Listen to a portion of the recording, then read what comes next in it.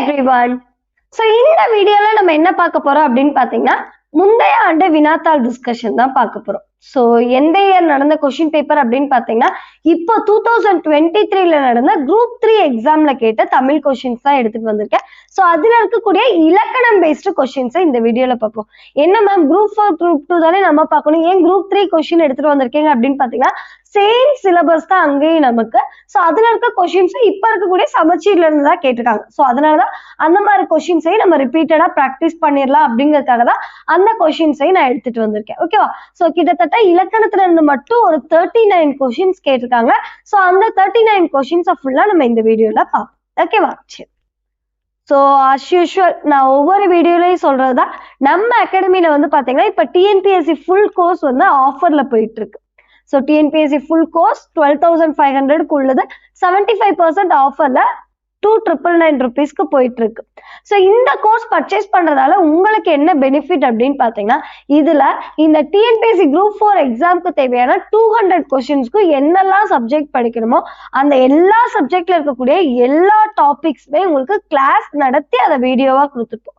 So topic wise உங்களுக்கு syllabus ரிலேட்டடா இருக்கக்கூடிய சமச்சீர் கண்டென்ட், ஓல்டு சமச்சீர், நியூ சமச்சீர், ஸோ எல்லாமே உங்களுக்கு இதுலயே கவர் ஆயிடும். ஸோ டாபிக் வைஸ் கிளாஸ் நடத்தி அதை நாங்கள் வீடியோவா கொடுத்துருப்போம். அது மட்டும் இல்ல, இது கூட உங்களுக்கு டெஸ்ட்டும் வந்துடும். So unit wise test, subject wise test and then overall mark test, இது எல்லாமே உங்களுக்கு இந்த பேக் கூடயே வந்துடும்.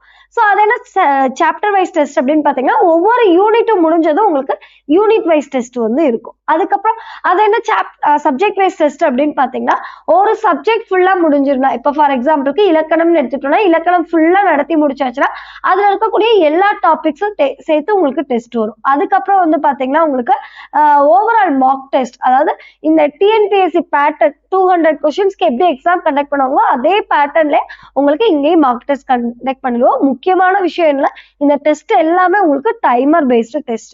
ஏன்னா டைமிங்கோட இம்பார்ட்டன்ஸ் உங்களுக்கு நல்லாவே தெரியும். ஸோ நமக்கு 3 hours மட்டும் தான் டைம் கொடுப்பாங்க, அதுக்கு மேல எக்ஸ்ட்ரா ஒரு நிமிஷம் கூட தர மாட்டாங்க.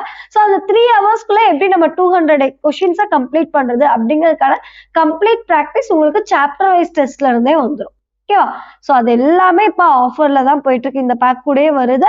ஸோ இந்த பேக்கை பொறுத்த வரைக்கும் நீங்க உங்களோட டைமுக்கு உங்க பிளேஸ்ல இருந்தே படிச்சுக்கலாம். ஸோ இது என்னதான் ஆன்லைனா இருந்தாலுமே உங்களுக்கு வரக்கூடிய டவுட்ஸை இமீடியட்டா நீங்க கிளாரிஃபை பண்ணிக்க முடியும்.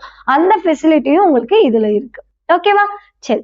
ஸோ அப்படி இவ்வளோ ஃபெசிலிட்டி இருக்கக்கூடிய இந்த கோர்ஸ் நீங்க பர்ச்சேஸ் பண்ணோம் அப்படின்னு நினைச்சீங்கன்னா எங்களோட ஆப் டவுன்லோட் பண்றதுக்கான லிங்க் கீழே டிஸ்கிரிப்ஷன் பாக்ஸ்ல கொடுத்துருக்கேன். ஸோ அந்த லிங்க் யூஸ் பண்ணி நீங்க வந்து கோர்ஸ் வந்து பர்ச்சேஸ் பண்ணிக்கலாம். ஓகேவா? ஸோ இது வந்து பாத்தீங்கன்னா 1 year வேலிடிட்டி பேக். இதுல நீங்க இடையில எந்த ப்ரைஸுமே நீங்க அமௌண்ட்டும் எக்ஸ்ட்ரா பே பண்ண போறது இல்ல, ஒன் டைம் பே பண்ண போறீங்க, 1 yearக்கு யூஸ் பண்ண போறீங்க. ஸோ அதை 1 yearக்கு நமக்கு இப்போ வந்து பாத்தீங்கன்னா நமக்கு பிளானர் வந்து கொடுத்துட்டாங்க. அதுபடி பாத்தீங்கன்னா இந்த குரூப் 4 எக்ஸாம் ஜூன்ல வந்து வருது.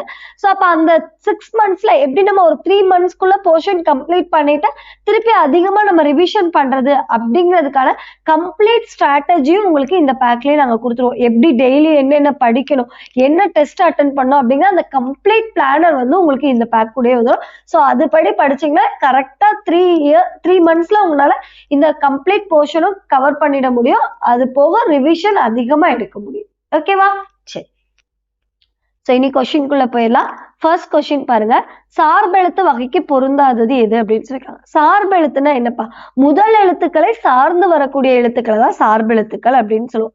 முதல் எழுத்துக்கள்னா என்ன, உயிர் எழுத்துக்களும் மெய் எழுத்துக்களையும் தான் முதல் எழுத்துக்கள்னு சொல்லுவோம். அதாவது பிற எழுத்துக்கள் தோன்றுவதற்கு காரணமாக இருக்கக்கூடிய எழுத்துக்களை தான் முதல் எழுத்துக்கள்னு சொல்லுவோம். ஸோ அப்ப அந்த முதல் எழுத்துக்கள்ல எதெல்லாம் வரும், உயிர் எழுத்துக்களும் மெய் எழுத்துக்களும் வரும். சார்பெழுத்துக்கள்ல எதெல்லாம் வரும், உயிர்மை, ஆயுதம். உயிர்மைங்கிறது உயிரெழுத்தும் மெய்யெழுத்தும் சேர்ந்து வரக்கூடியதுதான் உயிர்மை. சோ உயிர்மை, ஆயுதம், விரலபடை, ஒற்றளபடை, குற்றிய லுகரம், குற்றிய லிகரம், ஐகார குறுக்கம், ஔகார குறுக்கம், மகர குறுக்கம், ஆயுத குறுக்கம் அப்படின்னு சொல்லிட்டு மொத்தம் சார்பெழுத்துக்கள் 10 வகைப்படும். சோ இந்த சார்பெழுத்துல பொருந்தாதது எதுன்னு தான் கேட்டிருக்காங்க. சோ அப்ப அந்த சார்பெழுத்துல எதெல்லாம் வரும்னு பார்த்தோம், உயிர்மை வருமா, வரும். சோ ஆயுதம் வருமா, வரும். உயிரெழுத்து வருமா, வராது. ஏன்னா உயிரெழுத்துங்கிறது முதல் எழுத்துக்கள்ல வரும். உயிரெழுத்துக்களும் மெய்யெழுத்துக்களும் முதல் எழுத்துக்கள்னு சொல்லுவோம். ஆயுத குறுக்கம் வருமா, ஆயுத குறுக்கம் வரும். சோ அப்ப ஆப்ஷன் சி மட்டும்தான் சார்பெழுத்துக்கு பொருந்தாம இருக்கு. நெக்ஸ்ட் பாருங்க, உதித்த என்ற சொல்லிற்கு எதிர்ச்சொல் எழுதுகன்னு கேக்குறாங்க. உதித்த, உதிக்கிறது, தோன்றுது. அப்ப அதற்கு எதிர்ச்சொல் என்னவா இருக்கும்? மறைகிறது. சோ அப்ப ஆப்ஷன் ஏ மறைந்த அப்படிங்கிறது கரெக்டான சொல்.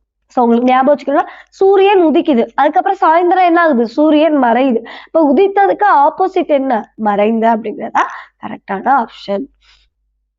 நெக்ஸ்ட் பாருங்க, மரபு பிழை நீக்கிய சொல்லை காண்க அப்படின்னு கேட்டிருக்காங்க. ஓகே, பிழை இல்லாத சென்டென்ஸ் எது அப்படின்னு கேட்டிருக்காங்க. சோ பாருங்க, களி மயில் கத்தும் அப்படின்னு கொடுத்திருக்காங்க. மயில் என்னப்பா செய்யும்? மயில் அகவும், கத்தும் கிடையாது, மயில் அகவும். அப்ப இது தப்பு. கிளி என்ன ஆகும்? கிளி வந்து பேசும், இல்லைன்னா கொஞ்சம்னு வரும். ஓகே, சோ அப்ப இதுவும் வராது. சோ குயில் கூவும் அப்படிங்கிறது கரெக்ட் தான். யானை பாடும்னு கொடுத்திருக்காங்க. யானை ஆக்சுவலா பிளிரும். சோ அப்ப இதுவும் தப்பா இருக்கு. சோ அப்ப ஆப்ஷன் சி மட்டும்தான் பிழை இல்லாமல் இருக்கு. நெக்ஸ்ட் பாருங்க, அகர வரிசைப்படி சொற்களை சீர் செய்தல். சோ அப்ப அந்த அகர வரிசை அப்படின்னா என்னப்பா? Alphabetical order. ஓகேவா? சோ இப்ப நம்ம ஸ்கூல்ல எல்லாம் அட்டெண்டன்ஸ் எடுத்தா ஆல்பபெட்டிக்கல் ஆர்டர்ல தான் இருக்கும். அதாவது ஏல இருந்து இசட் வரைக்கும் இருக்கும். அதே போலதான் தமிழ்ல அகர வரிசை அப்படின்னு சொல்லுவோம். அதாவது ஃபர்ஸ்ட் உயிரெழுத்துக்கள் வரும், அதுக்கப்புறம் வந்து பாத்தீங்கன்னா உயிர்மெய் எழுத்துக்கள் வரும். அந்த வரிசையில நம்ம வந்து எடுக்கணும். சோ அப்ப எந்த மாதிரி வரும்னு பாத்தீங்கன்னா காக்கா, கீ, சோ இந்த மாதிரி வரும். சோ அதுக்கப்புறம் தான் வந்து பாத்தீங்கன்னா இந்த ஹரிசாண்டல் லைன் கம்ப்ளீட் பண்ணிதான் வெர்டிக்கல் லைன் நம்ம எடுக்கணும். இப்படிதான் வந்து பாத்தீங்கன்னா அகர வரிசைப்படி நம்ம ஆர்டர் பண்ணணும். அப்ப இதுல பாருங்க, ஃபர்ஸ்ட் எல்லாமே சா வரிசையில இருக்கு. சா வரிசையில ஃபர்ஸ்ட் என்ன வரணும்? சா, சா, சி, சி, சு, சாரி, சு, சே, சே, சை, சோ, சோ, சவ். இந்த ஆர்டர்ல இருக்கணும். இங்க 3 தான் கொடுத்துருக்காங்க. அப்ப அதுபடி பார்த்தா இது ஒரு சால்பு ஃபர்ஸ்ட் வரணும். ஏன்னா சா கிடையாது, சா வரணும். அதுக்கப்புறம் என்ன இருக்கு? சி இருக்கு, சிலந்தி. அதுக்கப்புறம் என்ன இருக்கு? சி இருக்கு. சோ அப்ப 2, 3, 1 அப்படிங்கிறதா கரெக்டான ஆப்ஷன். ஆப்ஷன் பி தான் கரெக்டான ஆன்சர். நெக்ஸ்ட் பாருங்க, சரியான அகரவரிசையை தேர்ந்து. திரும்பியே அகரவரிசைப்படிதான் கேட்டிருக்காங்க. பாருங்க, எல்லாமே கா வரிசையில இருக்கு. கா வரிசைனா எப்படி வரணும்? காக்கா, கீ, கூ, கூ, கே, கை, கோ, கவ். இப்படிதான் வரணும். சோ அப்ப அதுபடி பாருங்க, கா கிடையாது, அடுத்து கா இருக்கு. அப்ப இதான் ஃபர்ஸ்ட் இருக்கணும். அதுக்கப்புறம் கீ இருக்கா? இல்ல, கீ இருக்கு. சோ அடுத்து கூ இல்ல, கூவும் கிடையாது, கே கிடையாது, கூ இருக்கு பாருங்க. சோ அப்ப கூந்தல். சோ அடுத்து கே. சோ அப்ப என்ன வருது? காக்கை, கீற்று, கூந்தல், கேணி. அப்ப எங்க இருக்கு? சோ ஆப்ஷன் ஏ தான் கரெக்டான ஆன்சர். காக்கை, கீற்று, கூந்தல், கேணி. சோ நீங்க எல்லாத்தையும் கூட பார்க்க வேணாம், ஃபர்ஸ்ட் இதை கண்டுபிடிச்சிங்கனாலே போதும். ஏன்னா ஃபர்ஸ்ட் காக்கை தான் வரணும். சோ அந்த ஆப்ஷன்ல வேற எதுவுமே இல்லை. சோ அப்ப பார்த்ததுமே ஆப்ஷன் ஏ நீங்க சூஸ் பண்ணிடலாம். நெக்ஸ்ட் பாருங்க, முறையான தொடர் அமைப்பினை குறிப்பிடுகன்னு கேட்டிருக்காங்க. சோ சென்டென்ஸ், எந்த சென்டென்ஸ் கரெக்டா இருக்கோ அந்த சென்டென்ஸ் எது அப்படின்னு கேட்கிறாங்க. பாருங்க, கதிரவன் மறையும் காலையில் உதித்து மாலை, மீனிங்கே கிடையாது. சோ மாலையில் காலையில் உதித்து மறையும் கதிரவன், சோ தவறு. சோ காலையில தான் சூரியன் உதிக்கும், மாலையில மறையும். சோ இங்க மாலையில் காலையில் உதித்து மறையும்னு கொடுத்துருக்காங்க. அப்ப அது தவறு. சோ கதிரவன் காலையில் உதித்து மாலையில் மறையும். சோ அப்ப இது கரெக்டா இருக்கா? சோ கதிரவன்னா என்ன? சூரியன். சூரியன் காலையில உதிக்கும், மாலையில அது மறையும். அதான் கரெக்டான சென்டென்ஸ். அப்ப இதுவும் தவறு. சோ அப்ப ஆப்ஷன் சி மட்டும்தான் கரெக்டா இருக்கு. நெக்ஸ்ட் பாருங்க, மலைமுகம் காண பயிர் போல, உவமைக்கு பொருத்தமான சொல்லை தேர்ந்தெடுத்து எழுதுகன்னு கேட்கிறாங்க. மலைமுகம் காண பயிர் போலன்னா என்னப்பா? சோ மழையே இல்லைன்னா என்ன ஆகும்? பயிர் வந்து வாடிடும், பயிர் வந்து வாடும். அப்ப என்ன ஆகும்? அங்க வறட்சி இருக்கும். மழை இல்லைன்னா அங்க வறட்சி தானே. சோ அப்ப வாட்டம் துன்பம், அதான் பயிர் வந்து வாடிடும். சோ அதுதான் வாட்டம் துன்பம். சோ அப்ப ஆப்ஷன் பி தான் கரெக்டான ஆன்சர். நெக்ஸ்ட் பாருங்க, பழம் நழுவி பாலில் விழுந்தது போல. சோ பழம் நழுவி பால்ல விழுந்தது போல அப்படின்னு சொல்லுவாங்களே, அதாவது நம்ம எதிர்பார்த்துட்டு இருக்க ஒண்ணு, அது எதிர்பாராமலே அது டக்குன்னு நடக்கக்கூடியது. அதான் நம்ம இப்ப இது நடந்தா நல்லா இருக்கும் அப்படிங்கிற ஒரு செயல் டக்குன்னு நடந்துருச்சு அப்படின்னா அததான் பழம் நழுவி பாலில் விழுந்தது போல அப்படின்னு சொல்லுவாங்க. நினைத்த ஒன்று, பிடித்த செயல் ஒன்று எதிர்பாராமல் நடக்குது. சோ அது நடந்தா நல்லா இருக்கும், நம்ம எதிர்பார்த்துக்கவே மாட்டோம், அதனால டக்குன்னு நடக்குது. அதுதான் பழம் நழுவி பாலில் விழுந்தது போலன்னு சொல்லுவோம். அப்ப ஆப்ஷன் பி தான் கரெக்டான ஆன்சர். நெக்ஸ்ட் பாருங்க, எதுகை, மோனை, இயைபு இவற்றுள் ஏதேனும் ஒன்றை தேர்ந்தெழுதுதல்னு சொல்லிருக்காங்க. எதுகை அப்படின்னா என்னப்பா? அடிதோறும் வரக்கூடிய முதல் சொல்ல இருக்கக்கூடிய 2ஆம் எழுத்து ஒன்றி வந்துச்சுன்னா அததான் எதுகை அப்படின்னு சொல்லுவோம். சோ அடிதோறும், சோ சென்டென்ஸ் தோறும் இருக்கக்கூடிய ஃபர்ஸ்ட் சொல்ல இருக்கக்கூடிய இரண்டாவது எழுத்து ஒன்றி வந்துச்சுன்னா அது எதுகை. மோனைனா அடிதோறும் இருக்கக்கூடிய முதல் சொல்ல முதல் எழுத்து ஒன்றி வந்துச்சுன்னா அதான் மோனை. இயைபு அப்படின்னா சோ அடிதோறும் வரக்கூடிய கடைசி சொல், சோ அதோட ஓசையோ இல்ல சொல்லோ ஒன்றி வந்துச்சுன்னா அததான் இயைபே அப்படின்னு சொல்லுவோம். சோ இதுல எது பொருந்துன்னு சொல்லி கேட்டிருக்காங்க. பெருமைக்கும் ஏனை சிறுமைக்கும் தத்தம் கருமமே கட்டளைகள், இந்த குறள்ல அமைந்துள்ளக்கூடிய தொடை நயம் என்ன அப்படின்னு சொல்லி கேட்டிருக்காங்க. பாருங்க, சோ அடிதோறும் பாருங்க, சோ பெருமை கருமம், அப்ப என்ன ஆகும், இரண்டாவது எழுத்து ஒன்றி வந்திருக்கு, அப்ப இது என்னது, எதுகை. ஓகேவா. சோ அடிதோறும் இருக்கக்கூடிய முதல் சொல்ல இரண்டாம் எழுத்து ஒன்றி வந்திருக்கு, சோ எதுகைன்னு சொல்றோம். இங்க மோனை கிடையாது. அதே போல எனக்கு இங்க வந்து எதுவும் ஓசையோ இல்ல சொல்ல ஒன்றி வரல, இயைபும் இல்ல, அப்ப எதுகை மட்டும்தான் இருக்கு. நெக்ஸ்ட் பாருங்க, கெடுப்பதும் கெட்டார்க்கு சார்பாய் மற்றாங்க எடுப்பதும் எல்லாம் மழை அப்படின்னு சொல்லியிருக்காங்க. இந்த குறட்பாவில் அமைந்துள்ள தொடை நயம் என்னன்னு கேட்டிருக்காங்க. சோ ஃபர்ஸ்ட் இந்த குறளோட பொருள் தெரிஞ்சுக்கோங்க. கெடுப்பதும் கெட்டார்க்கு சார்பாய் மற்றாங்க எடுப்பதும் எல்லாம் மழை அப்படின்னா, சோ அதாவது மழை வந்து பாத்தீங்கன்னா உலகத்துல இருக்க மழை பெய்யலைன்னா என்ன ஆகும், உலகத்துல இருக்கக்கூடிய எல்லா உயிரும் கஷ்டத்தை அனுபவிக்கும். சோ அப்படிதான் மழை பெய்யாமல் உலகத்துல இருக்கக்கூடிய எல்லா உயிர்களுக்கும் துன்பத்தை கொடுக்கும். அதே மழைதான் பெய்த மக்களுக்கு நல்லதை கொடுக்கும். சோ கெடுக்கவும் செய்யும், அதே போல நல்லதும் செய்யும். கெடுப்பதும்னா கெடுக்கிறது, எடுப்பதும்னா நல்லது செய்யுது. அப்ப என்ன ஆகுது, ஒண்ணுக்கு ஒண்ணு முரணா வந்திருக்கு. சோ அப்ப இதுக்கு ஆப்ஷன் என்ன, ஆப்ஷன் டி முரண் தொடை அப்படிங்கறதா கரெக்டான ஆன்சர். இந்த இடத்துல வந்து பாத்தீங்கன்னா எதுகை வரலாம், கெடுப்பதும் எடுப்பதும் எதுகை. ஆனா இதுல எதுகை பத்தி நமக்கு கொடுக்கவே இல்லை. சோ அதனால நம்ம எதுகை போட முடியாது. ஓகேவா. சோ அப்ப என்ன ஆகுது, முரண் தொடை சொல்லலாம். அதே போல அளபடையும் நம்ம சொல்லலாம். இங்க அளபெடுத்திருக்கு சொல்லு, அளபடையும் சொல்லலாம். பட் நமக்கு வந்து கொஸ்டின் பேப்பர் கொடுத்திருக்க ஆன்சர் கீழே நமக்கு முரண் தொடை தான் கொடுத்திருக்காங்க. ஓகேவா. நெக்ஸ்ட் பாருங்க, மாகால் இச்சொல்லிற்கான இலக்கண குறிப்பினை எழுதுகன்னு கேட்டிருக்காங்க. மாகால் அப்படின்னா என்னப்பா அர்த்தம், பெருங்காற்று அப்படின்னு சொல்லிட்டு அர்த்தம். மாகால் அப்படின்னா பெருங்காற்று அப்படிங்கிறது பொருள். சோ மதுரை காஞ்சியில வந்துட்டு இந்த சொல்ல அந்த 9th புக்ல நினைக்கிறேன், மதுரை காஞ்சியில வரக்கூடியதுல இந்த சொல் வந்து வரும். மாகால்னா பெருங்காற்று. சோ அப்ப என்ன அர்த்தம், இந்த மா அப்படிங்கிறது அந்த காற்றை வந்து என்ன ஆகுது, மிகைப்படுத்தி சொல்லுது. சோ அப்ப ஒரு பெயர் சொல்ல மிகைப்படுத்தி சொல்லக்கூடியது.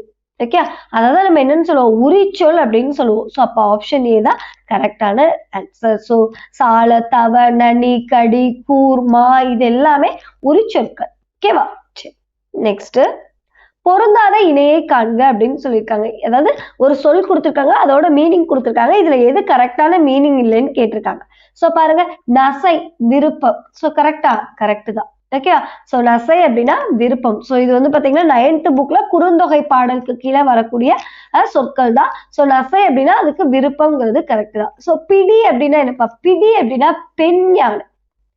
பிடி அப்படின்னா பெண் யானை தவறு. வேலம் அப்படின்னா தான் ஆண் யானை. வேலம் அப்படின்னாதான் ஆண் யானை. ஓகேவா. சரி, அப்ப இது தவறா இருக்கு. அப்ப யா அப்படின்னா என்ன, அது ஒரு வகையான மரம் தான். பாலை நிலத்துல வளரக்கூடிய ஒரு வகையான மரம் தான் யா அப்படிங்கிறது. அப்ப இதுவும் கரெக்ட் தான். பொழிக்கும் அப்படின்னா உரிக்கும். அப்ப அதுவும் கரெக்டா தான் இருக்கு. சோ ஒன்லி 2 மட்டும் தான் தவறா இருக்கு. சோ அப்ப ஆப்ஷன் டி தான் கரெக்டான ஆன்சர். நெக்ஸ்ட் பாருங்க, பொருத்தி விடை தேர்க அப்படின்னு சொல்லியிருக்காங்க. சோ அவன், அவள், அவர் அப்படின்னு கொடுத்திருக்காங்க. சோ ஃபர்ஸ்ட் இந்த இதுல கொடுத்திருக்கிறதுக்குலாம் அர்த்தம் என்ன அப்படின்னு தெரிஞ்சுக்கலாம். இந்த உளப்படுத்தாத தன்மை பன்மைனா என்ன, உளப்பாட்டு தன்மை பன்மைனா என்ன, சோ பதிலிடு பெயர்கள்னா என்ன. ஏன்னா நம்ம இடங்கள் பத்தி படிச்சிருப்போம், மூவிடங்கள் பத்தி, தன்மை, முன்னிலை, படர்க்கை அப்படின்னு சொல்லிட்டு படிச்சிருப்போம். தன்மை அப்படின்னா ஃபர்ஸ்ட் பர்சனை குறிக்கக்கூடியது, முன்னிலை அப்படின்னா நமக்கு முன்னாடி இருக்கக்கூடிய செகண்ட் பர்சனை பத்தி பேசக்கூடியது, சோ அதே படர்க்கை அப்படின்னா தேர்ட் பர்சனை பத்தி பேசக்கூடியது. சோ அதெல்லாம் அந்த பன்மை இதெல்லாம் இங்க பாருங்க, தன்மை பன்மைன்னு கொடுத்துருக்காங்க. அப்ப ஃபர்ஸ்ட் பர்சன்ல இருக்கக்கூடியவங்க பன்மையில பேசக்கூடியது, அதாவது ப்ளூரல்ல எல்லாத்தையும் சேர்த்து பேசக்கூடிய. இப்ப நான் அப்படின்னு சொன்னேன்னா என்ன அர்த்தம், நான் அப்படின்னா அது சிங்குலர், ஒருமையில வரும். அதே நாங்கள் அப்படின்னா என்ன ஆகும், சோ அது வந்து பன்மையில வருது, அதான் தன்மை பன்மை அப்படின்னு சொல்லக்கூடியது. ஓகே. சோ ப்ளூரல்ல வருது. சோ அப்ப தன்மை பன்மையில தெரிஞ்சிருச்சு. அது என்ன உளப்பாட்டு தன்மை பன்மை, உளப்படுத்தா தன்மை பன்மை அப்படின்னா, ஃபர்ஸ்ட் பாருங்க, உளப்படுத்தா தன்மை பன்மை அப்படின்னா என்னன்னு பாத்தீங்கன்னா, பேசுபவர் வந்து பாத்தீங்கன்னா, இப்ப பேசுபவர்னா யாரு, ஃபர்ஸ்ட் பர்சன். சோ நான் தான் இப்ப பேசிட்டு இருக்கேன், நான் தான் ஃபர்ஸ்ட் பர்சன், தன்மை. சோ நான் வந்து என்னன்னா எனக்கு முன்னாடி இருக்கக்கூடியவங்களை சேர்க்காம, ஓகே, சோ எனக்கு முன்னாடி இருக்கக்கூடியவங்களை தவிர்த்து நான் என்ன செய்யறது, பன்மையில பேசக்கூடியது. சோ இப்ப நான் ஃபர்ஸ்ட் பர்சன், நான் தான் பேசிட்டு இருக்கேன். ஆனா நான் முன்னாடி இருக்கவங்கள நான் பேசுறதுல இன்க்ளூடே பண்ணல. ஜஸ்ட் நான் எங்களை மட்டும் சேர்த்துக்கிறேன். அதாவது தன்மையில நாங்கள் அப்படின்னு சொல்லி வரக்கூடியதா உளப்படுத்தா தன்மை பன்மைன்னு சொல்றது. பேசுறவர் முன்னாடி இருக்கவரை இன்க்ளூட் பண்ணாம பேசக்கூடியது, பன்மையில பேசக்கூடியது. அதான் உளப்படுத்தா தன்மை பன்மை. உளப்பாட்டு தன்மை பன்மைனா சோ பேசுபவர் வந்து பாத்தீங்கன்னா முன்னாடி இருக்கவரையும் சேர்த்து பேசக்கூடியதா, முன்னாடி இருக்கவரை சேர்த்து பன்மையில பேசக்கூடியதா உளப்பாட்டு தன்மை பன்மை அப்படின்னு சொல்லுவாங்க. பதிலிடு பெயர்கள் அப்படின்னா என்னன்னு சொல்லி பாத்தீங்கன்னா, பெயர் சொல்லுக்கு பதிலா பயன்படுத்தக்கூடிய இன்னொரு பெயர், அதுதான் பதிலிடு பெயர்கள் அப்படின்னு சொல்லுவாங்க. ஒரு பெயர் சொல்லுக்கு பதிலா நம்ம பயன்படுத்தக்கூடிய இன்னொரு பெயர் தான் பதிலிடு பெயர்கள் அப்படின்னு சொல்லுவாங்க. சரி, அவன் அவள் அவர், சோ அது வந்து பதிலிடு பெயர்கள் அப்படின்னு சொல்லுவாங்க. அவன் அவள் அவர்னா என்ன, ஏதோ ஒரு பெயர் சொல்ல கருதா.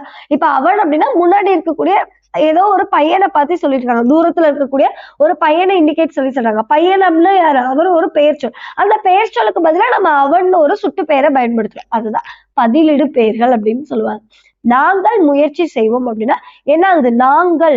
அப்ப என்ன ஆகுது, சோ நான் பேசிட்டு இருக்கேன், முன்னாடி இருக்கவரை இன்க்ளூடே பண்ணல. இப்ப எங்களை ஃபர்ஸ்ட் பர்சனை மட்டும் பன்மையில சொல்லிட்டு இருக்கேன்.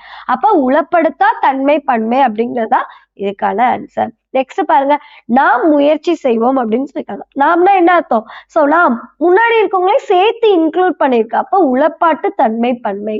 நாங்கள் நாம் அப்படிங்கறத என்ன, தன்மை பன்மை பெயர்கள். அப்ப என்ன வருது எனக்கு, ஆப்ஷன் 4 1 2 3 அப்படிங்கறதா கரெக்டான ஆப்ஷன். ஆப்ஷன் ஏ தான் கரெக்ட். ஓகேவா, கிளியரா? இப்ப இந்த பதிலீடு பெயர்கள் உளப்படுத்தா தன்மை பன்மையில இது வந்து பாத்தீங்கன்னா 12th ஸ்கூல் புக்ல இருக்குப்பா தமிழ்ல.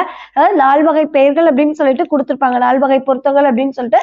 இது வந்து பாத்தீங்கன்னா நம்மளோட அகாடமி புக்லயும் இது தெளிவா நம்ம கொடுத்திருப்போம். அந்த இடப்பெயர்கள் அப்படிங்கறத கொடுத்து இது எல்லாமே டீடைலா எக்ஸ்பிளைன் பண்ணிருப்போம் நம்ம புக்லயுமே. ஓகேவா? நெக்ஸ்ட் பாருங்க, பாசிலை அதை பிரித்து எழுதுகன்னு கொடுத்திருக்காங்க. பாசிலையை எப்படி பிரிச்சு எழுதலாம், பசுமை கூட்டல் இலைன்னு பிரிச்சு எழுதலாம். அது எப்படி மேம் பசுமை கூட்டல் இலைங்கிறது பாசிலை அப்படின்னு வந்துச்சுன்னா, சோ இது வந்து பாத்தீங்கன்னா ஒரு பண்பு பெயர் சொல் தானே. சோ பண்பு பெயர் புணர்ச்சியில நம்ம கண்டிஷன்ஸ் பார்த்திருப்போம், ஒரு 8 கண்டிஷன்ஸ் பார்த்திருப்போம். அதுபடிதான் இது வந்து புணர்ந்திருக்கு. அதாவது ஃபர்ஸ்ட் கண்டிஷன் என்ன அப்படின்னு பாத்தீங்கன்னா, ஈறுபோதல். ஈறுபோதல்னா ஃபர்ஸ்ட் இந்த மை விகுதி கெட்டும். சோ மை விகுதி கெட்டு பசு கூட்டல் இலைன்னு வரும். சோ அடுத்து வந்து பாத்தீங்கன்னா ஆதி நீடல் அப்படிங்கிற விதிப்படி சோ இந்த முன்னாடி இருக்கக்கூடிய இந்த சொல் வந்து என்ன ஆகும், பாசு இலைன்னு மாறும். புரியலா, பாசு இலை. அதாவது என்ன இருக்கு, ஆதி நீடல்ங்கிற விதிப்படி முன்னாடி அதாவது குறில் எழுத்தா இருக்கக்கூடியது நீண்டு நெடில் எழுத்தா மாறி இருக்கு. அதுக்கப்புறம் என்ன ஆகும், உயிர்வரின் உக்குரல் மெய்விட்டோடும். உயிர்வரின் சோ அதாவது வருமொழி முதல்ல உயிரெழுத்து இருந்து நிலைமொழி ஈற்றுல எனக்கு வந்து பாத்தீங்கன்னா உகரம் இருந்துச்சுன்னா அந்த உகரம் கெட்டுடும். சோ உகரம் அந்த சொல்ல விட்டு நீங்கிடும். சோ அதாவது இச்சு கூட்டல் ஊன்னு இருக்குமா, இந்த உகரம் நீங்க எப்படி வரும், பாச் கூட்டல் இலைன்னு வரும். ஓகே, சோ உயிர் அதாவது வருமொழி முதல்ல உயிரெழுத்து வந்தாலே இந்த உகரம் தெரிஞ்சிடும். சோ அடுத்து பாருங்க, சோ உயிர் அதாவது உடல் மேல் உயிர் வந்து ஒன்றுவது இயல்பே. சோ மெய்யெழுத்து இருந்து உயிரெழுத்து இருந்துச்சுன்னா அது கண்டிப்பா சேர்ந்துதான் ஆகும், இயல்பு அது. சோ உடல் மேல் உயிர் வந்து ஒன்றுவது இயல்பேங்கிற விதிப்படிதான் இது சேர்ந்து பாஸ் இலைன்னு சொல்லிட்டு வந்திருக்கு. அப்ப பசுமை கூட்ட இலைங்கிறது தான் கரெக்ட். சோ இந்த கண்டிஷன்லாம் தெரிஞ்சா நீங்களாவே ஆப்ஷன் வச்சு செக் பண்ணி கரெக்டான ஆன்சர் சூஸ் பண்ணிடலாம். ஓகே, சோ இதெல்லாம் ஈஸியா இருக்கு, அதனால பார்த்ததுமே சொல்லிடலாம். சில இது நீங்க ஒரு மைனூட் கரெக்ஷன் தான் இருக்கும், அந்த இடத்துல மிஸ்டேக் பண்ற மாதிரி இருக்கும். ஸோ அதனால இந்த விதிகள்லாம் தெரிஞ்சு வச்சுக்கோங்க. நெக்ஸ்ட் பாருங்க, அருந்துணை என்பதை பிரித்து எழுதுகன்னு கொடுத்துருக்காங்க. அருந்துணை அப்படிங்கறத எப்படி எழுதலாம், அருமை கூட்டல் துணை அப்படின்னு எழுதலாம். சோ அகைன் இதுவும் வந்து பாத்தீங்கன்னா பண்பு பெயர் புணர்ச்சியில தான் வரும். ஃபர்ஸ்ட் ஈறுபோதல் விதிப்படி இந்த மை விகுதி கெட்டும். அதுக்கப்புறம் வந்து பாத்தீங்கன்னா எனக்கு இங்க வந்து பாத்தீங்கன்னா என்ன ஆகும், சோ இனமிகள் அப்படிங்கிற விதிப்படி இங்க இருக்கக்கூடிய வல்லின எழுத்துக்கு நிகரான இன எழுத்து, மெல்லின எழுத்து, தூக்கு நிகரான இன எழுத்து என்ன, இந்து. சோ அந்த இன்ன எழுத்து வந்து அருந்துணை அப்படின்னு சொல்லிட்டு வரும். ஓகேவா, நெக்ஸ்ட் பாருங்க, நிறுத்தல் என்ற சொல்லின் வேர்ச்சொல்லை தேர்வு செய்யுங்க அப்படின்னு சொல்ல. வேர்ச்சொல் அப்படின்னா என்னப்பா, வேர்ச்சொல் அப்படின்னா அடிச்சொல். சோ பிற எழுத்துக்கள் பிற சொற்கள் தோன்றுவதற்கு காரணமா இருக்கக்கூடிய அந்த பேஸ் சொல்லதான் நம்ம என்னன்னு சொல்லுவோம், வேர்ச்சொல் அப்படின்னு சொல்லுவோம். மேக்சிமம் அந்த வேர்ச்சொல் ஒரு ஏவல் சொல்லாதான் இருக்கும். ஓகே, ஆனா அதுக்கு மேல என்னால பகுபத உறுப்புகள் படி பிடிக்க முடியாது வேர்ச்சொல். அப்படி இருக்கக்கூடியதா வேர்ச்சொல் அப்படின்னு சொல்லுவோம். சோ அது பாருங்க, நிறுத்தல் அப்படிங்கிறதுக்கான வேர்ச்சொல். நிறுத்தல்ங்கிறதுக்கு நிறுத்து அப்படிங்கிறதா அதோட வேர்ச்சொல். சோ நீரு, நின்று, நிறுவு இது எதுவுமே இதுக்கு வராது. நிறுத்துங்கிறது மட்டும்தான் இதோட வேர்ச்சொல். மயங்கிய சரியான வேர்ச்சொல் கேட்டிருக்காங்க. சோ இப்பதான் வேர்ச்சொல்னா என்னன்னு பார்த்தா அடிச்சொல்னு பார்த்தோம். சோ அப்ப மயங்கிய, மயங்கினான் அப்படின்னா சொல் முடிவு பெற்றிருக்கு. அப்ப இது வினை முற்றுல வந்துடும். மயங்கிய, மயங்கிய மாணவன் அப்படின்னு சொல்றோம். அப்ப ஒரு சொல் முற்று பெறாமல் இருந்து பின்னாடி ஒரு பெயர் சொல்ல போட்டா முடிவு பெறுது அப்படின்னா அது என்னது? பெயரச்சம்னு வந்துடும். மயங்கு அப்படின்னா என்ன அர்த்தம்? சோ இதுதான் வேர்ச்சொல். சோ அதே போல மயங்கினால் அப்படின்னாலும் வினை முற்றுன்னு வந்துடும். சோ அப்ப மயங்கு இதுதான் அடிச்சொல்லா இருக்கு. நெக்ஸ்ட் பாருங்க, சூழ் அப்படிங்கிற வேர்ச்சொல்லுடைய வினையால் அணையும் பெயரை தேர்ந்தெடுக்க சொல்லியிருக்காங்க. வினையால் அணையும் பெயர் அப்படின்னா என்னப்பா? ஒரு வினை முற்று அந்த வினையை குறிக்காமல் வினை செய்தவரை குறிக்கிறது. சோ வினை முற்றுனா என்ன? செயலை தானே குறிக்கணும். ஆனா இங்க செயலை குறிக்காம செயலை செய்தவரை குறிக்குது அப்படின்னா அததான் வினையால் அணையும் பெயர் அப்படின்னு சொல்லுவாங்க. சோ அப்ப என்னது? சூழ்வார் அப்படிங்கிறதா அதற்கான கரெக்டான ஆப்ஷன். சோ அதான் வினையால் அணையும் பெயர். சூழ்வார் அப்படின்னா என்னது? இது வந்து பாத்தீங்கன்னா ஒரு சொல் முற்று பெற்றுதான் இருக்கு. ஆனா இந்த வினை முற்று வினையை குறிக்கல, வினை செய்தவரை குறிச்சிருக்கு. சோ அதனால அதை வினையால் அணையும் பெயர் அப்படின்னு சொல்றோம். நெக்ஸ்ட் பாருங்க, நட அப்படிங்கிற வேர்ச்சொல்லுடைய தொழில் பெயரை கேட்டிருக்காங்க. தொழில் பெயர் அப்படின்னா என்னப்பா? சோ பெயர் சொல்லோட வகைதான் தொழில் பெயர். பெயர் சொல் வந்து பாத்தீங்கன்னா மொத்தம் 6 வகைப்படும். ஓகே, சோ என்னென்ன? பெயர், ஓகே, பொருட்பெயர் சொல், இடப்பெயர் சொல், அதுக்கப்புறம் கால, சினை, அதுக்கப்புறம் வந்து பாத்தீங்கன்னா பண்பு, அதுக்கப்புறம் குணப்பெயர்னு சொல்ல, இல்லைன்னா தொழில் பெயர். அதுக்கப்புறம் மொத்தம் 6 வகைப்படும். சோ அப்ப தொழில் பெயர் அப்படின்னா ஒன்றன் தொழிலை குறிக்கக்கூடிய பெயர் தான் தொழில் பெயர் அப்படின்னு சொல்லுவோம். பாருங்க, நடந்து சென்றான் அப்படிங்கிறப்ப இது வினை எச்சமா வந்துடும். நடந்துட்டு இருக்கா, அப்ப ஒரு தொழிலை குறிக்குது. அப்ப சோ இதுதான் தொழில் பெயர். நடந்த மாணவன், அப்ப இது பெயரச்சத்துல வந்துடும். நடந்தான் அப்படின்னா வினை முற்று ஆயிடும். இப்ப நடத்தல் அப்படிங்கிறதா தொழில் பெயரை குறிக்குது. மேக்சிமம் தொழில் பெயர் வந்து பாத்தீங்கன்னா அல் விகுதி பெற்று வந்திருக்கும். சோ நம்ம இந்த தொழில் பெயருக்கு என்னென்ன விகுதி எல்லாம் பெற்று வரும் அப்படிங்கறது எல்லாமே தனியா வீடியோலயே பார்த்திருக்கோம். சோ அப்ப மேக்சிமமான தொழில் பெயர் அல் விகுதி பெற்று வந்திருக்கும். ஓகேவா? சோ நெக்ஸ்ட், தொடர்களில் பொருத்தமானவற்றை எழுதுக அப்படின்னு சொல்லியிருக்காங்க. பொருந்தி வரக்கூடியது உணர்ச்சி தொடர். உணர்ச்சி தொடர் தான் என்னப்பா? சோ ஒரு உணர்ச்சியை வெளிப்படுத்தக்கூடியது. அச்சம், வியப்பு, இந்த மாதிரியான உணர்ச்சிகளை வெளிப்படுத்தக்கூடியதுதான் உணர்ச்சி தொடர் அப்படின்னு சொல்லுவோம். வினா தொடர்னா என்ன? கேள்வி எழுப்பக்கூடிய அந்த ஒரு சென்டென்ஸா நம்ம வினா தொடர்னு சொல்லுவோம். கட்டளை தொடர் அப்படின்னா நம்ம ஒரு கட்டளை இடக்கூடியது. ஒரு ஆணையிடுறோம் அப்படின்னா அங்க கட்டளை தொடர்ன்னு சொல்லுவோம். பிறவினை தொடர் அப்படின்னா என்னது? சோ பிறரை கொண்டு ஒரு செயலை செய்ய வைக்கிறோம் அப்படின்னா அதான் பிறவினை தொடர் அப்படின்னு சொல்லுவோம். பாருங்க, உணர்ச்சி தொடர். பார்க்க வந்தான். சோ அப்ப இது என்னது? ஒரு பெயரச்ச தொடர் தான். பார்க்க வந்தான் இது வந்து பாத்தீங்கன்னா ஒரு வினையச்ச தொடரா மாறிடுது. சோ அப்ப இது உணர்ச்சி தொடர் கிடையாது, வினா தொடர். சோ கேட்டவன் யார்? சோ அப்ப கொஸ்டின் மார்க் வந்திருக்கு. அப்ப இது வினா தொடர். சோ கட்டளை தொடர். தண்டனை கொடுங்கள். சோ நம்ம ஆணையிடுறோம். அப்ப இதுவும் கரெக்டானதுதான். பிறவினை தொடர். எவ்வளவு உயரமான மரம். சோ இது வந்து என்னது?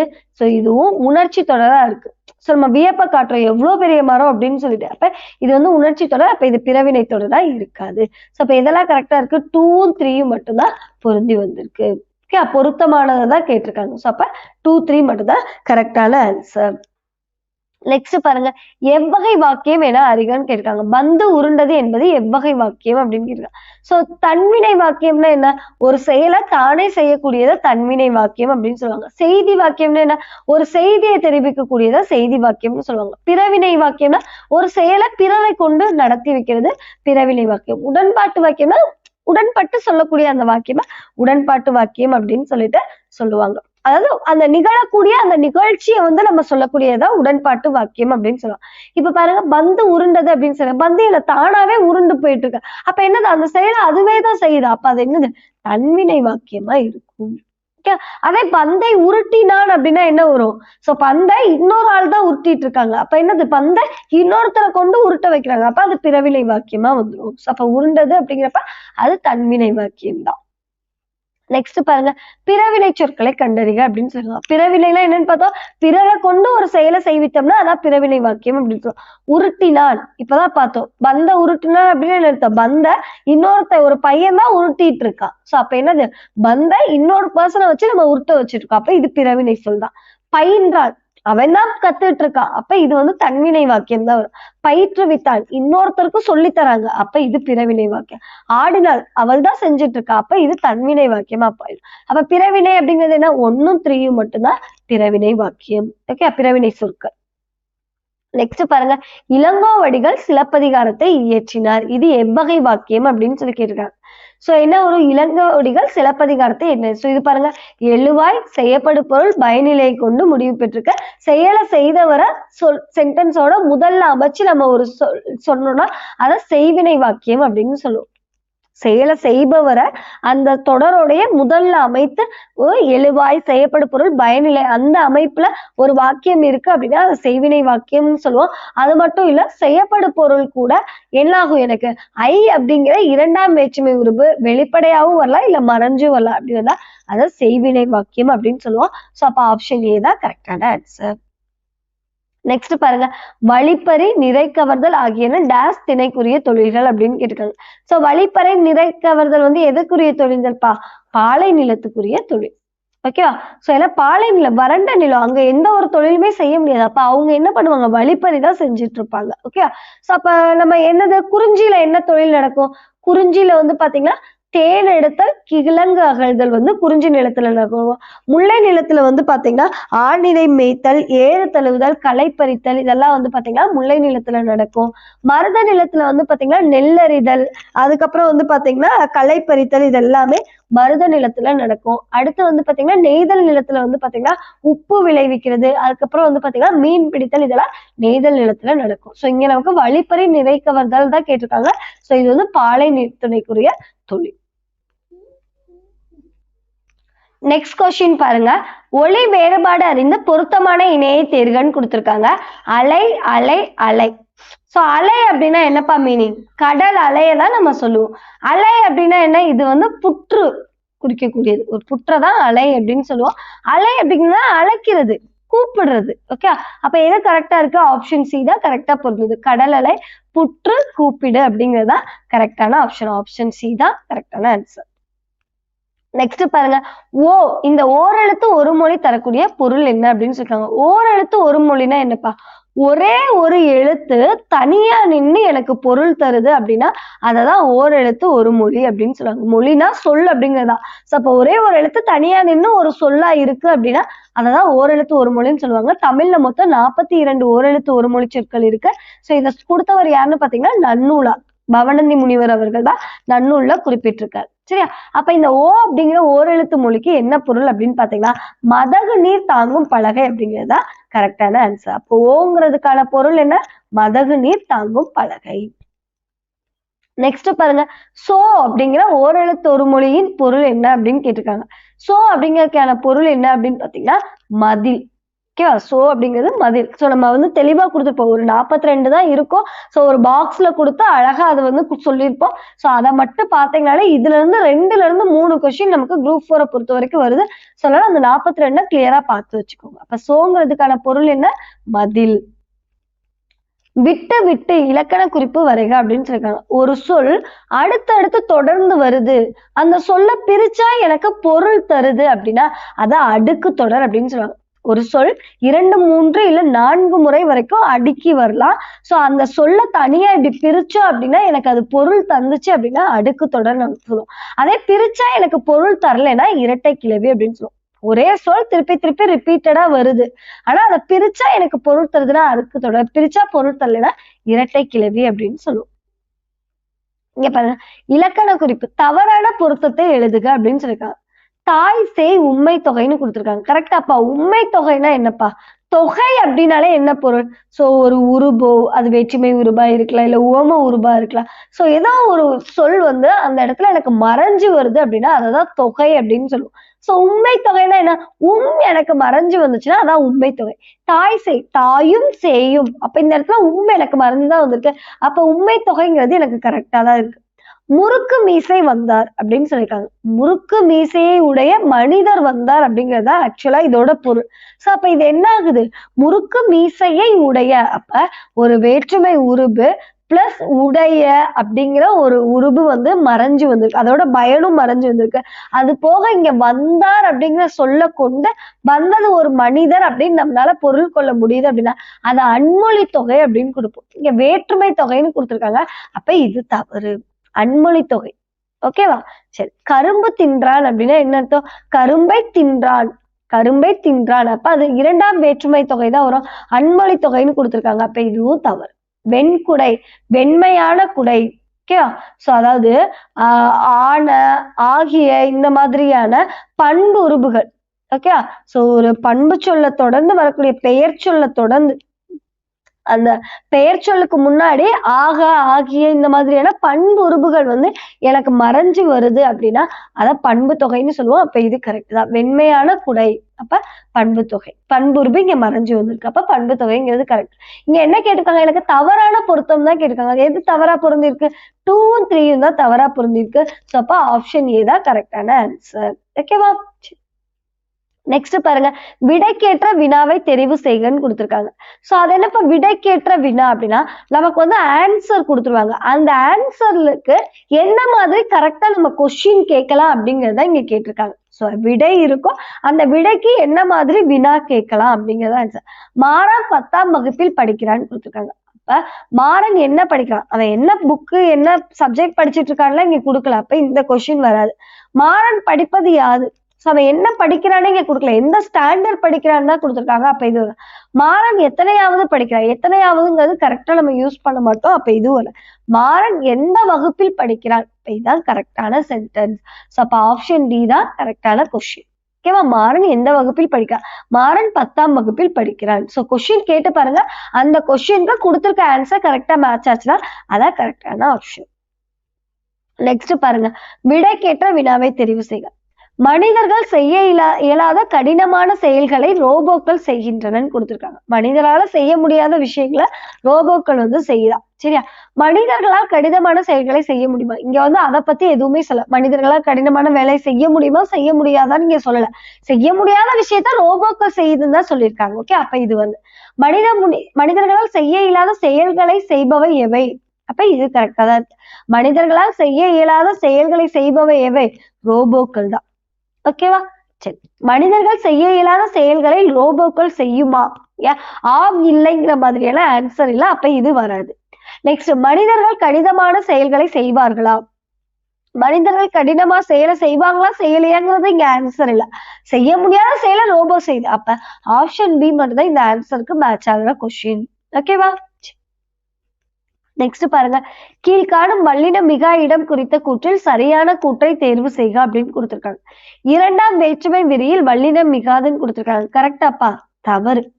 இரண்டாம் வேற்றுமை விரியில வந்து வல்லினம் மிகும், அதாவது இரண்டாம் வேற்றுமை உருபு வெளிப்படையா வருது அப்படின்னா அங்க வந்து எனக்கு வல்லினம் மிகுதான் வரும். ஃபார் எக்ஸாம்பிளுக்கு பாலை குடித்தான் பாருங்க, இங்க ஐங்கிற வேற்றுமை உருபு வந்திருக்கு, அப்ப ஐங்கிற வேற்றுமை உருபு வெளிப்படையா வந்துச்சுன்னா அங்க வல்லினம் மிகுந்துதான் வரும், அப்ப மிகாதுன்னு கொடுத்திருக்காங்க, அப்ப இது தவறு. எழுவாய் தொடர்ல வல்லினம் மிகாதுன்னு கொடுத்திருக்காங்க, எழுவாய் தொடர்ல வல்லினம் மிகாதுதான் கரெக்ட். சோ கிளி பேசும் அப்படின்னு சொல்றேன்.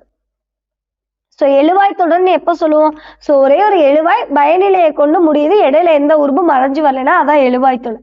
சோ அந்த எழுவாய் தொடர்ல வந்து பாத்தீங்கன்னா வல்லினம் இங்க மிகாது. ஓகேவா? சரி, வன்தொடர் குற்றியலுகரத்தின் பின் வல்லினம் மிகாதுன்னு கொடுத்திருக்காங்க, இது தவறு. சோ வன்தொடர் குற்றியலுகரத்துக்கு பின்னாடி எனக்கு வல்லினம் மிகும். சோ கேட்டு கொண்டான். சோ என்ன ஆகுது, கேட்டு, சோ இங்க வந்து உகர எழுத்து வந்திருக்கு, சோ வல்லின உகரம் வந்திருக்கு. சோ அந்த வல்லின உகரத்துக்கு முன்னாடி எனக்கு என்ன இருக்கு, ஒரு வல்லின எழுத்து தான் வந்திருக்கு. சோ அப்ப இத என்ன சொல்லுவோம், வன்தொடர் உகரம்னு சொல்லுவோம். குற்றியல் உகரம்னு எப்ப சொல்லுவோம், குசுறு துபுரு இந்த உகர எழுத்துல ஏதாவது ஒண்ணு கடைசியில வந்திருக்கணும். அதே போல அந்த உகர எழுத்துக்கு முன்னாடி தனி குறில் இருக்கக்கூடாது, அப்படி இருந்தா அதை நம்ம குற்றியல் உகரம்னு சொல்லுவோம். வன்தொடர் குற்றியல் உகரம்னா என்ன, உகர எழுத்துக்கு முன்னாடி ஒரு வல்லினம் எழுத்து வந்திருக்கணும், அப்ப இது வன்தொடர் குற்றியல் உகரம். வன்தொடர் குற்றியல் உகரம் வந்துச்சுன்னா அங்க எனக்கு வல்லினம் வந்து மிகும், அப்ப இங்க மிகாதுன்னு கொடுத்திருக்காங்க, அப்ப இது தவறு. சால தவ முதலிய உரிச்சொற்களின் பின் வல்லினம் மிகாதுன்னு கொடுத்திருக்காங்க, இது தவறு. சோ சால தவ குட சால தவ தட குல இந்த 4 உரிச்சொற்களுக்கு பின்னாடி மட்டும் வல்லினம் மிகும். சால தவ தட குல இந்த 4 உரிச்சொற்களுக்கு பின்னாடி மட்டும் வல்லினம் மிகும். சால பேசினார், அப்ப உரிச்சொலுக்கு முன்னாடி வல்லினம், உரிச்சலுக்கு பின்னாடி வல்லினம் மிகுந்திருக்கு. அப்ப இதுல மட்டும்தான் சென்டென்ஸ் கரெக்டா இருக்கு. எழுவாய் தொடர்ல வல்லினம் மிகாதுங்கிறது மட்டும்தான் கரெக்டா இருக்கு. மத்த எல்லாத்துலயுமே வல்லினம் மிகும். ஓகேவா? சரி, நெக்ஸ்ட் பாருங்க. ஆங்கில சொல்லுக்கு நேரான தமிழ் சொல் தருக அப்படின்னு சொல்லிருக்காங்க. பொறுத்துக. ஸ்டோம், ஸ்டோம்னா என்னப்பா? புயல். ஓகேவா? டார்னேடோ அப்படின்னா என்னது? சூறாவளி. ஓகே. டெம்பஸ்ட் அப்படின்னா என்னது? டெம்பஸ்ட் அப்படின்னா பெருங்காற்று. வேர்ல்விண்ட்னா என்ன? சுழல் காற்று. ஓகேவா? சோ அப்ப எது கரெக்டா இருக்கு? எனக்கு 2 4 1 3 அப்படிங்கறதா கரெக்டான ஆப்ஷன். 2 2 4 1 3. ஓகே, கரெக்டா இருக்கு. சோ அப்ப ஆப்ஷன் பி தான் கரெக்டான ஆன்சர். பொருந்தாத இணையை கண்டறிகன்னு கொடுத்துருக்காங்க. மில்லட்ஸ், மில்லட்ஸ்னா சிறுதானியங்கள் தான், இது கரெக்டா இருக்கு. ஹெர்ப்ஸ், ஹெர்ப்ஸ்னா மூலிகை தான், இதுவும் கரெக்டா தான் இருக்கு. ஆன்டிபயாட்டிக் அப்படின்னா நுண்ணுயிர் கொல்லி இல்லைன்னா நுண்ணுயிர் முறி அப்படின்னு சொல்லுவோம். ஸோ அப்ப இதுவும் கரெக்டா தான் இருக்கு. ஜீன் அப்படின்னா என்னதுன்னா, எனக்கு வந்து ஜீன்னா மரபணு. ஓகே. ஸோ அப்ப பக்க விளைவுன்னு கொடுத்துருக்காங்க. அப்ப இது தவறு. அப்ப பொருந்தாமல் இருக்கக்கூடியது என்னது? ஆப்ஷன் டி மட்டும் தான் பொருந்தாமல் இருக்கு. அப்ப அதான் கரெக்டான ஆன்சர். நெக்ஸ்ட் பாருங்க. சரியான வரிசை முறையில் சொற்கள் அமைந்துள்ள தொடரினை தேர்ந்தெடுக்கன்னு கொடுத்துருக்காங்க. சோ எந்த சென்டென்ஸ் கரெக்டா இருக்கோ அதான். சோ அப்ப என்ன? சோ கிழக்கு திசைக்கு பெயர் உதிக்கின்ற ஞாயிறு. அப்ப இது ஒரு சென்டென்ஸே ஒரு மீனிங்கே இல்லாம இருக்கு. அதாவது என்னன்னா, நான் இப்போ ஞாயிறுனா என்னது? எனக்கு சூரியன். அப்ப அந்த சூரியன் உதிக்கக்கூடிய அந்த திசைக்கு பெயர் தான் கிழக்கு. இத பார்த்தாலே நம்ம அந்த சென்டென்ஸை அண்டர்ஸ்டாண்ட் பண்ணிக்க முடியுது. அப்ப அது எது கரெக்டா இருக்கு? ஆப்ஷன் பி மட்டும் தான் கரெக்டா இருக்கு. ஞாயிறு உதிக்கின்ற திசைக்கு பெயர் கிழக்கு. ஓகே. சோ ஆப்ஷன் பி தான் கரெக்டான சென்டென்ஸ், கரெக்டான ஆன்சர்.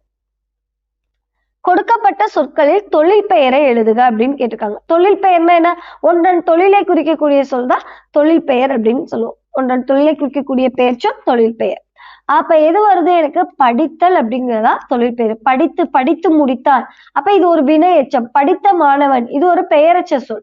அப்ப படித்தல் அப்படிங்கிறதா தொழில் பெயர். ஒரு தொழிலை குறிக்குது. படிச்சுட்டு இருக்காங்க அப்படிங்கிறது ஒரு தொழிலை குறிக்குது. மேக்சிமம் நான் ஆல்ரெடி சொன்னேன், தொழில் பெயர்னாலே அல் விகுதி பெற்று வரும்னு சொன்னேன். படித்தாருங்கிறப்ப சென்டென்ஸ் முடிவு பெற்றிருக்கு, அது வினை முற்று ஆயிடும். ஸோ அப்ப ஆப்ஷன் சி தான் கரெக்டான ஆன்சர். நெக்ஸ்ட் பாருங்க. மார்கழி பெயர்ச்சொல் வகையினை கண்டறிகன்னு சொல்லியிருக்காங்க. சோ மார்கழி அப்படிங்கிறது என்ன? ஒரு மாதம். சோ ஒரு மாதத்தையோ இல்ல நேரத்தையோ ஆண்டு இந்த மாதிரி எதையாவது ஒரு காலத்தை குறிக்குது அப்படின்னா அது கால பெயர் அப்படின்னு சொல்லுவோம். சோ பெயர்ச்சொல் மொத்தம் எத்தனை வகை? 6 வகையில இருக்கு. சோ பொருட்பெயர், இடப்பெயர், காலப்பெயர், அதுக்கப்புறம் வந்து பாத்தீங்கன்னா பண்பு, சினைப்பெயர், பண்பு பெயர், தொழில் பெயர். பண்பு பெயர்னு சொல்லுவோம், இல்ல குணப்பெயர்னு சொல்லுவோம். சோ அப்ப ஒரு பொருளை குறிக்குது அப்படின்னா அது பொருட்பெயர். அது ஒரு பர்சனா இருக்கலாம், இல்ல ஒரு பொருளா இருக்கலாம், எதா வேணாலும் இருக்கலாம், அது ஒரு பொருட்பெயர்னு சொல்லுவோம். சோ இடப்பெயர்னா பிளேஸ குறிக்கக்கூடியது. இப்ப ஸ்கூல் அப்படின்னு சொல்றோம்னா அது ஒரு பிளேஸ குறிக்குது. நாமக்கல் அப்படின்னா அது ஒரு ஊர், ஒரு இடத்தை குறிக்குது. அதை இப்போ நம்ம இடப்பெயர்னு சொல்லுவோம். அதே போல காலப்பெயர் அப்படின்னா காலத்தை குறிக்குது. அது ஆண்டா இருக்கலாம், இல்ல நேரமா இருக்கலாம், மாதமா இருக்கலாம், அது ஒரு நிமிடம், மணித்துளி, எப்படி வேணாலும் இருக்கலாம். காலத்தை குறிச்சுச்சுன்னா காலப்பெயர். சோ சினைப்பெயர், சினைனா உறுப்பு, ஒரு உறுப்பை குறிக்குது அப்படின்னா அதை நம்ம சினைப்பெயர்னு சொல்லுவோம். அது மனித உறுப்பா இருக்கலாம், கண், காது, இல்ல மரங்களுக்கு இருக்கக்கூடிய உறுப்பா இருக்கலாம். ஒரு உறுப்பை குறிக்குதுன்னா அது உறுப்பு பெயர் அப்படின்னு, சினைப்பெயர் அப்படின்னு சொல்லுவோம். சோ குணப்பெயர் அப்படின்னா பண்பை குறிக்கக்கூடியது. ஒரு அளவா இருக்கலாம், வடிவமா இருக்கலாம், நிறமா இருக்கலாம். சோ இந்த மாதிரி ஏதோ ஒரு குணத்தை குறிக்குது அப்படின்னா அதை நம்ம பண்பு பெயர் அப்படின்னு சொல்லுவோம். தொழில் பெயர்னா தொழிலை குறிக்கக்கூடிய பெயர். சோ இந்த பெயர்ச்சொல் வகையை பேஸ் பண்ணி நமக்கு கண்டிப்பா கொஸ்டின் எப்பவுமே இருக்கும். அதனால அதை பார்த்துக்கோங்க. நெக்ஸ்ட், குத்துக்கல்லுக்கு குளிரா வெயிலா பழமொழிக்குரிய பொருள் கேட்டிருக்காங்க. சோ குத்துக்கல்லுக்கு குளிரா வெயில்னா என்ன அர்த்தப்பா? ஒரு கல் இருக்கு. சோ அந்த கல்லுக்கு மழை பெஞ்சாலும் ஒண்ணும் பிரச்சனை இல்லை, வெயில் அடிச்சாலும் அப்ப பிரச்சனை இல்லை. அப்ப என்னது? கவலை இல்லாம இருக்குது. அப்ப ஆப்ஷன் பி தான் கரெக்டான ஆன்சர். ஓகேவா? நெக்ஸ்ட் பாருங்க. பழமொழியை நிறைவு செய்ய. குடல் கூழுக்கு அழுவுதா. சோ குடல் கூழுக்கு அழுதா, கொண்டை பூவுக்கு அழுவுதா அப்படின்னா என்ன அர்த்தம்? சோ வயிறு பசிக்கு அழுதுட்டு இருக்கு, ஆனா தலையில வைக்கிறதுக்கு பூ தேவைப்படுதான். அதான் காசே இல்ல, காசு இருந்தாதான் பசி எடுக்கும். ஆனா உனக்கு பசியை விட தலையில வைக்க பூ தேவைப்படுதான்னு சொல்லி கேள்விப்பட்டிருப்போம்ல. அதான் குடல் கூழுக்கு அதுதான், கொண்டை பூவுக்கு அழுகுதாம் அப்படிங்கிறது. சோ நினைச்சதான் கழுதை, எடுத்ததான் மோட்டம் அப்படிங்கிறதா இந்த பழமொழி. சோ அள்ளுறவன் பக்கத்துல இருந்தாலும் கிள்ளுறவன் பக்கத்துல இருக்கக்கூடாது அப்படின்னு சொல்லுவாங்க.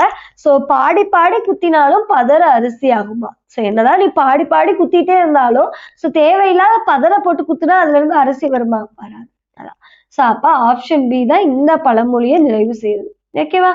சோ இதெல்லாமே நம்ம வீடியோஸ்ல எக்ஸ்பிளைன் பண்ணிருப்போம். சோ அது எல்லாமே பார்த்துக்கோங்க. ஓகேவா. சரி. சோ இதோட வந்து பாத்தீங்கன்னா சோ இந்த 2023ல நடந்த குரூப் 3 எக்ஸாம்ல கேட்ட தமிழ்ல இருக்கக்கூடிய இலக்கணம் பேஸ்டு கொஸ்டின்ஸ் வந்து கம்ப்ளீட் ஆகுது. ஆல்ரெடி சொல்லியிருந்தேன் 39 கொஸ்டின்ஸ் கேட்டிருந்தாங்கன்னா அந்த 39 கொஸ்டின்ஸ் ஃபுல்லா இதுல கம்ப்ளீட் பண்ணிருக்கோம். ஓகேவா. சோ இதோட இந்த வீடியோவை ஸ்டாப் பண்றேன். சோ உங்களுக்கு என்னோட வீடியோ பிடிச்சிருக்கு அப்படின்னா லைக் பண்ணுங்க. நீங்க இன்னும் நம்ம சேனலை சப்ஸ்கிரைப் பண்ணாம இருக்கீங்கன்னா சப்ஸ்கிரைப் பண்ணுங்க. அதே போல நம்ம கோர்ஸ் பர்ச்சேஸ் பண்ணோம் அப்படின்னு நினைச்சீங்கன்னா ஆப் டவுன்லோட் பண்றதுக்கான லிங்க் கீழே டிஸ்கிரிப்ஷன் பாக்ஸ்ல இருக்கு. அந்த லிங்க் யூஸ் பண்ணி நீங்க ஆப் டவுன்லோட் பண்ணிட்டு கோர்ஸ் வந்து பர்ச்சேஸ் பண்ணிக்கலாம். ஓகேவா. தேங்க்யூ.